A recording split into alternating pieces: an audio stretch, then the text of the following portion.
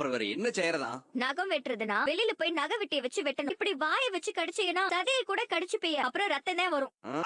ஏன் இது சொன்னனா எல்லாம் நேரம்.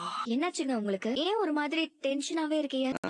ஆமா, இத்தனோண்டு மேக்கப்புக்கு ஆளுக்கு 25,000 75,000 வாங்குறாங்க. ஆமா ஆண்டி, பிரைடல் மேக்கப்னா அப்படிதான் சொல்லுவாங்க. அதுவும் சரிதான். நாம என்ன தினமும் பார்லர் போய் மேக்கப் போடுறோம்? ஏதோ நல்ல காரியம் நடக்கிற அன்னைக்கு போடுறோம். பரவாயில்ல பரவாயில்ல, வா வா வா. மேக்கப் போட்டோனே உனக்கு 5 வயசு குறைஞ்ச மாதிரி ஆயிடுச்சு. நிஜமாவாடி? ஆமாமா.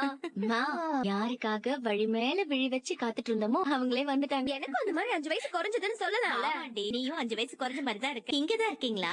அத்தாச்சி, பார்லருக்கு போறோம்னு சொன்னோம்ல, அங்க உச்சந்தலையில இருந்து உள்ளங்கால் வரைக்கும் அந்த மேக்கப் இந்த மேக்கப் காலுக்கு மேக்கப்னு ஐயோ எவ்வளவு நேரம் ஆக்கிட்டாங்க. மொத்த பில்லும் எவ்வளவு தெரியுமா? 3 பேருக்கும் சேர்த்து 75,000 ரூபாய்.